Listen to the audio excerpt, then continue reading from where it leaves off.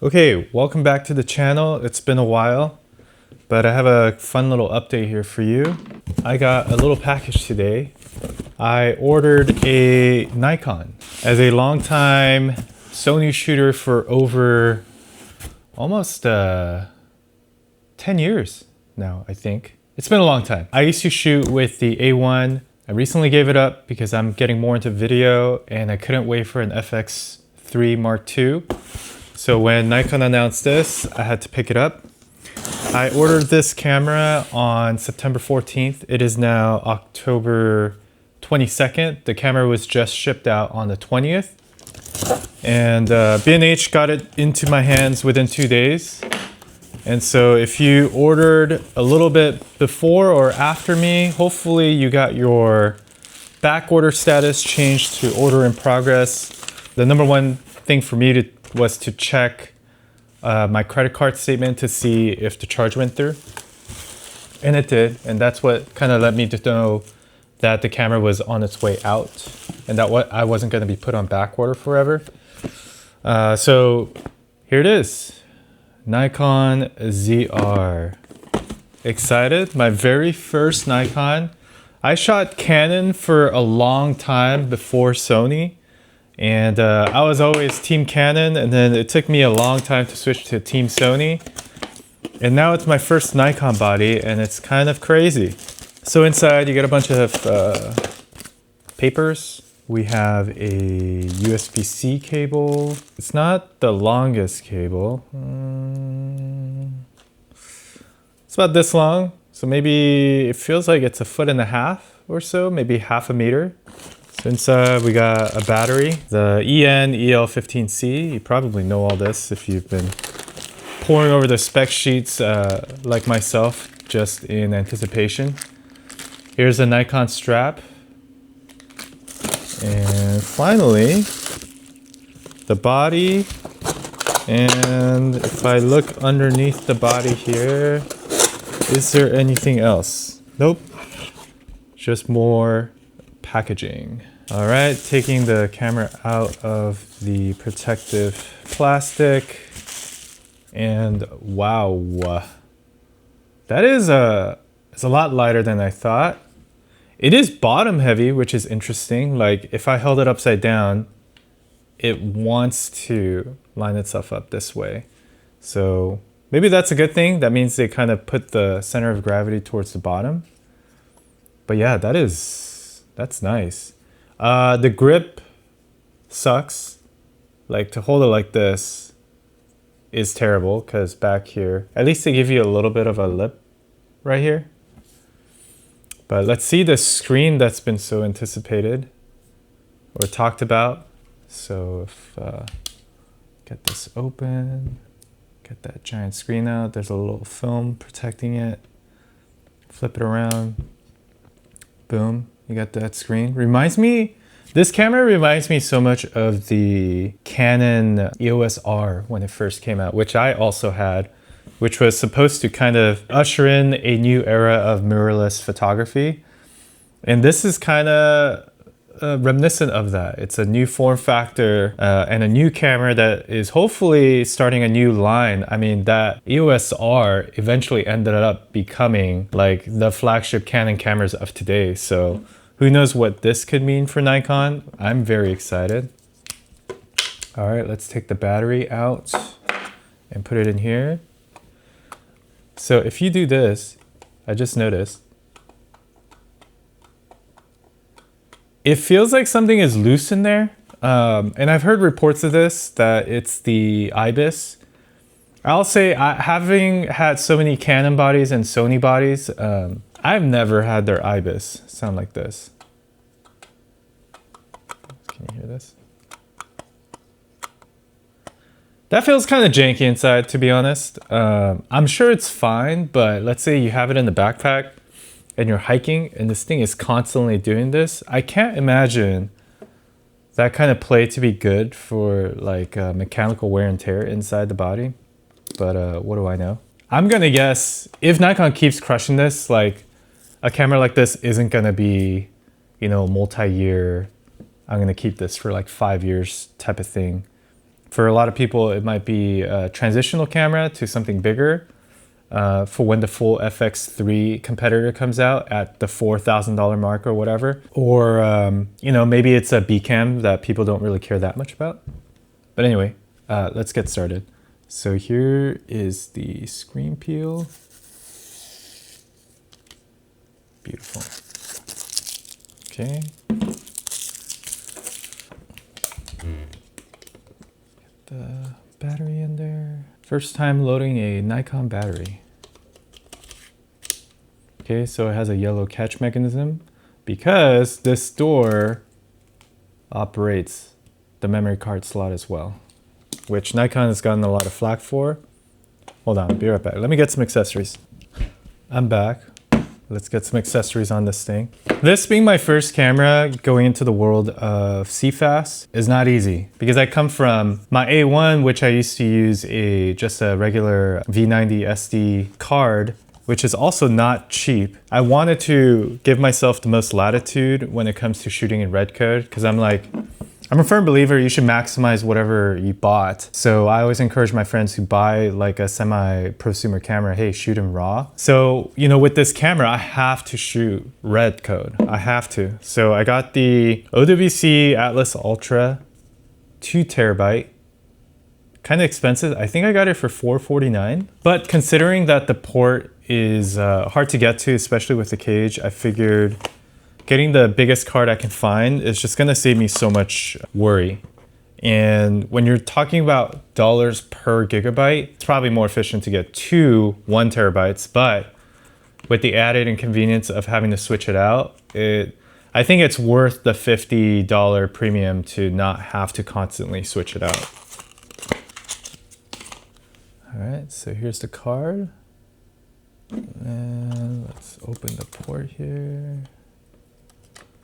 And then beneath that slot, you can kind of tell there's a micro SD card slot, which is the same card that goes into this Osmo Pocket 3 here. So with that, just to talk about my data workflow, I got the Prograde USB 4.0 single slot card reader for CFEXPRESS Type B. So I went with a USB 4 and I went with Prograde because they got great reviews. It's one of the fastest reading CFEXPRESS card readers.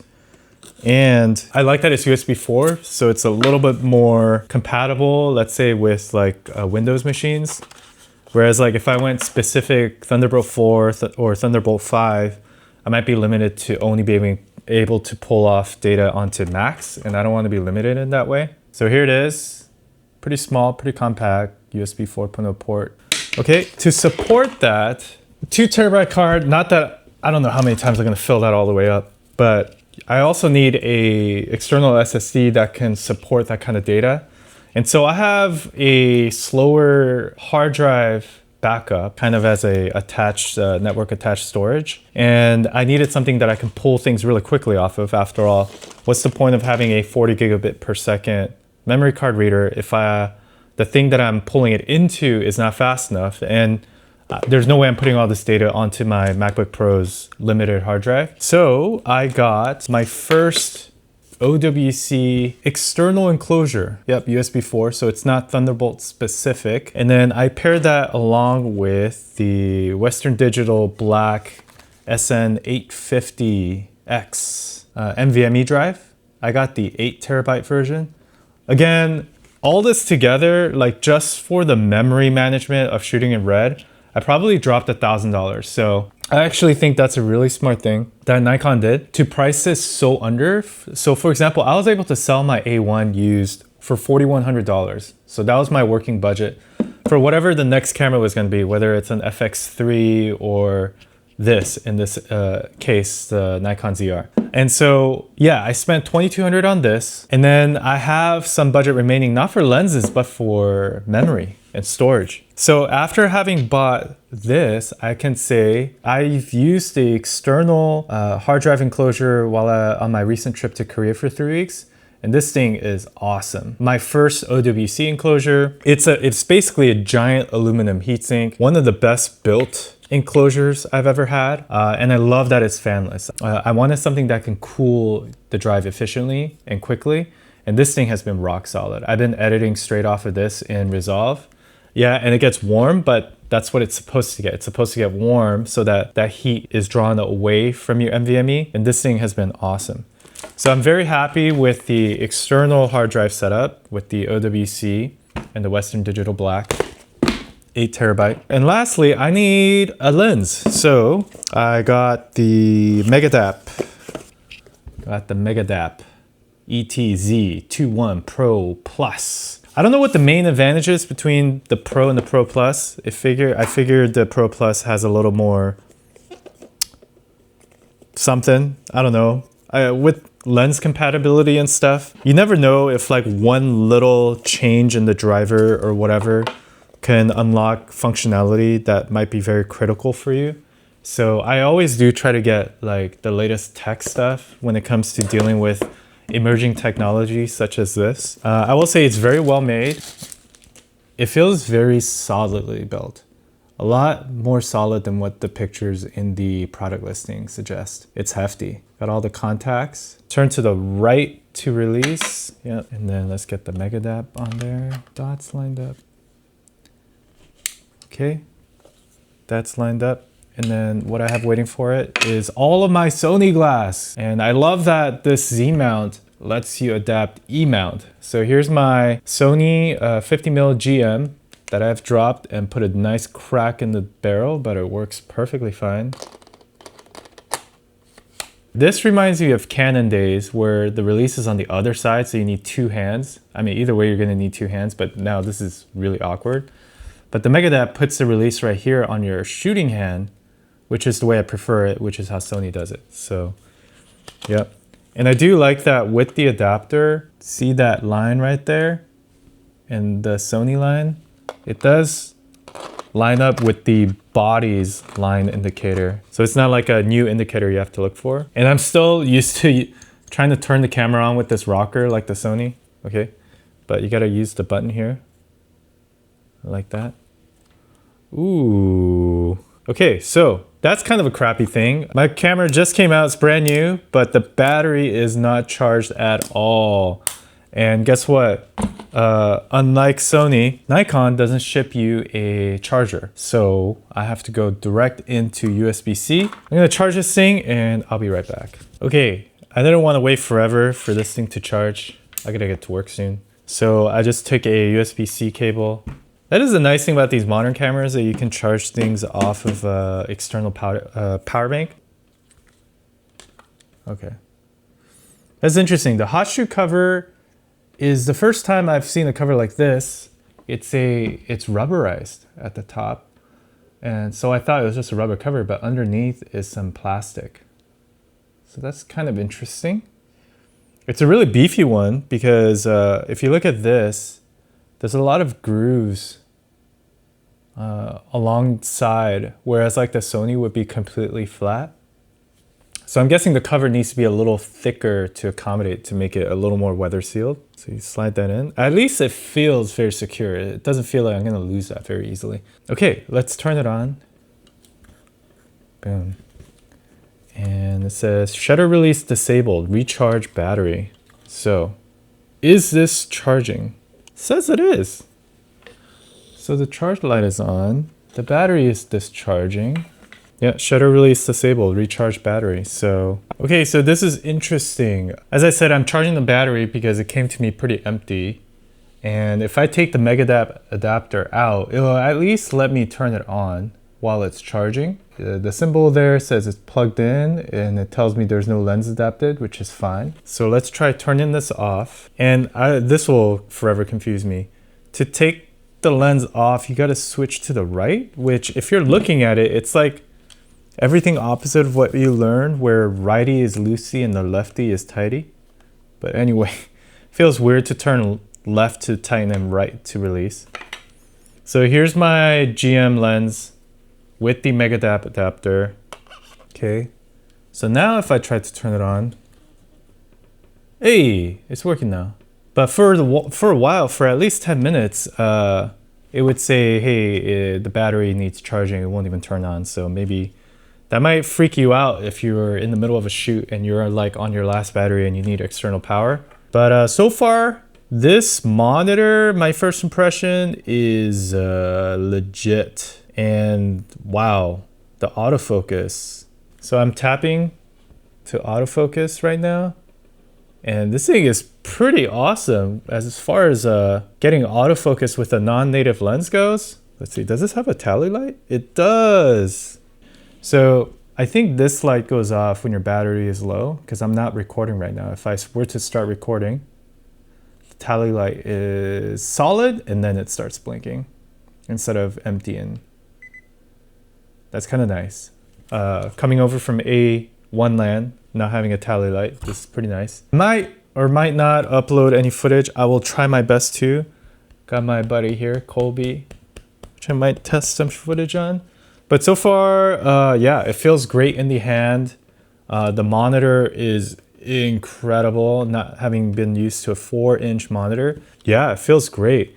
Now, the only thing is I want a cage, and there's like a 40-day lead time on these small rig cages that came out for it. That's kind of a bummer, but at some point I will need a cage because, like, as great as this is, I feel like mainly you're going to be holding the camera like this. And if you're going to use any kind of like follow focus or focus tools on this, there's not a lot of places for you to grip, which is fine.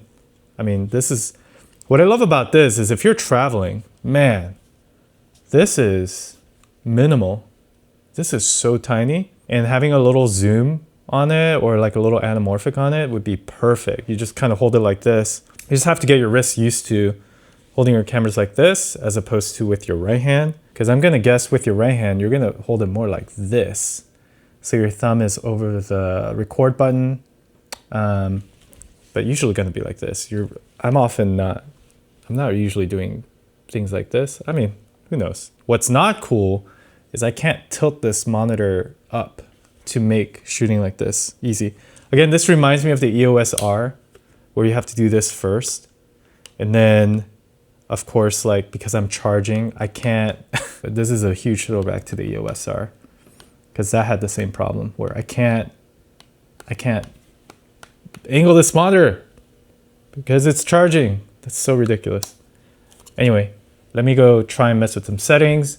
In the meanwhile, I hope you found this unboxing useful, and hopefully I'll put some more footage up on here soon, because now this is my main video camera along with this Osmo Pocket 3. All right, here's some test footage from the Nikon ZR. I'm still learning how to use RAW files provided by Red and E in Resolve. This one, I think I was testing using the official Red LUTs, and I was using the low contrast with a very soft highlight roll-off LUT on this one, and I quite liked how it came in. Obviously, I have a lot to learn on how to make this footage better, and this footage is limited just using the window light coming from my main window. There's a slight bit of sharpening applied per Gerald Undun's recommendation, but so far it looks great. I hope you enjoyed the review, and I hope you find this test sample footage useful as well. Good luck and see you next time.